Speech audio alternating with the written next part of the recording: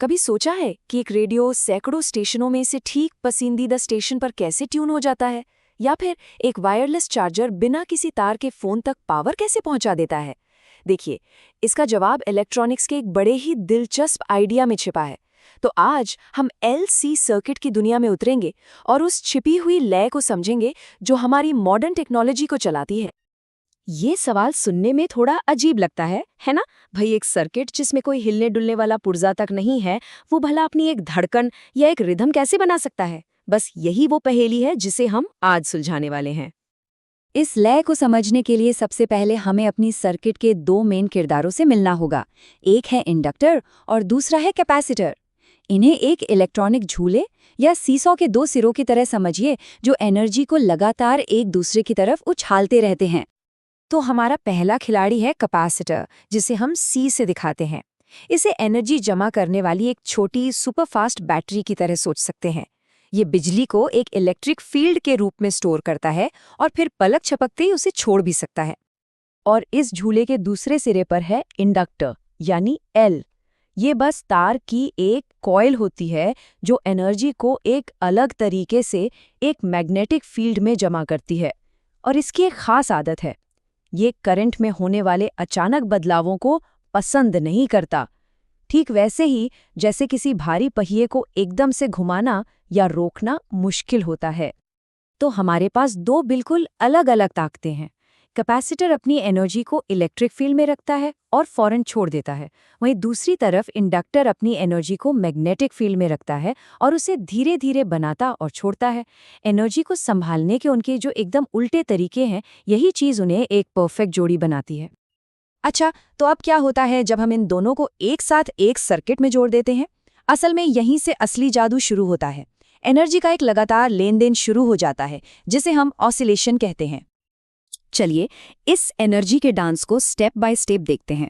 पहले स्टेप में कैपेसिटर पूरी तरह से चार्ज्ड है, एकदम किसी खींची हुई गुलेल की तरह। सारी एनर्जी अभी इलेक्ट्रिक है।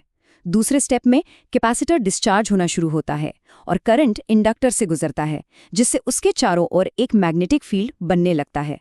तीसरे स्टेप में कैपेसिटर पूरी तरह खाली हो जाता है और सारी की सारी एनर्जी अब इंडक्टर के मैग्नेटिक फील्ड में जमा हो जाती है। लेकिन चौथा स्टेप, इंडक्टर इस एनर्जी को ज्यादा देर तक नहीं रख सकता।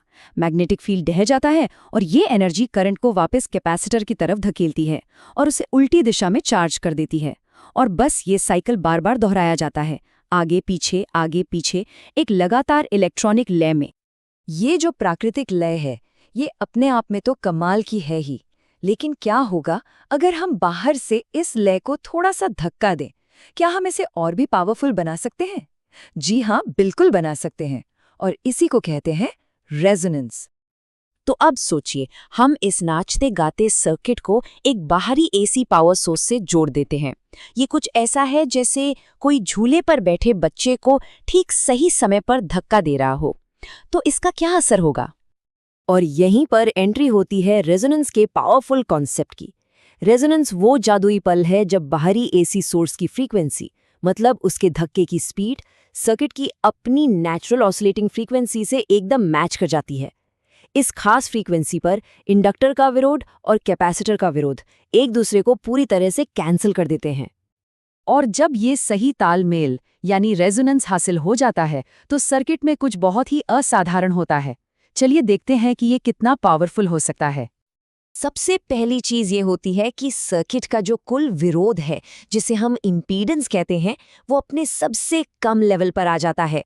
मतलब करंट के लिए मानो एक सुपर हाईवे खुल गया हो, जिस पर न कोई ट्रैफिक है, न कोई स्पीड ब्रेकर, रास्ता एकदम साफ।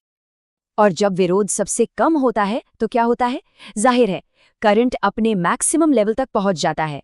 एनर्जी सर्किट में बिना किसी रोक टोक के बहती है और करंट की एक जबरदस्त लहर पैदा करती है। तो आसान भाषा में कहें तो रेजोनेंस पर विरोध सबसे कम होता है और करंट सबसे ज्यादा। लेकिन यहाँ एक और हैरान कर देने वाली बात है।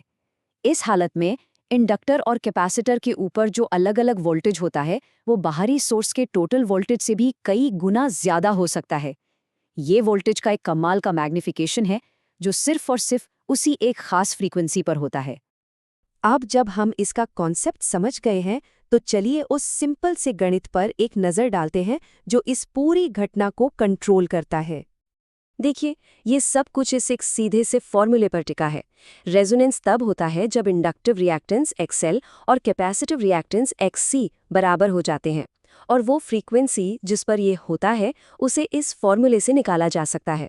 सबसे ज़रूरी बात यह है कि रेजोनेंट फ्रीक्वेंसी सिर्फ दो चीज़ों पर निर्भर करती है, इंडक्टर का मान L और कैपेसिटर का मान C। इसका मतलब है कि हम इन वैल्यूज़ को बदलकर सर्किट को किसी भी फ्रीक्वेंसी पर ट्यून कर सकते हैं। जब कोई अपने रेडियो का नॉब घुमाता है तो वो असल में यही कर रहा होता है, एक अलग स्टेशन की फ्रीक्वेंसी से मैच करने के लिए स्वीट स्पॉट को बदल रहा होता है। तो हम इसे एक पावरफुल विचार के साथ इसे खत्म करते हैं। ये स्वीट स्पॉट या सही तालमेल का जो आइडिया है, ये सिर्फ इलेक्ट्रॉनिक्स तक ही तो सीमित नहीं है। एक पुल पर सैनिकों के कदम ताल से लेकर एक ओपेरा सिंगर की आवाज से कांच का गिलास टूटने तक, प्रकृति और टेक्नोलॉजी में ऐसे और कौन से सिस्टम हैं जो सही फ्रीक्वेंसी और सही समय पर निर्भर करते हैं? इस पर जरूर सोचिएगा।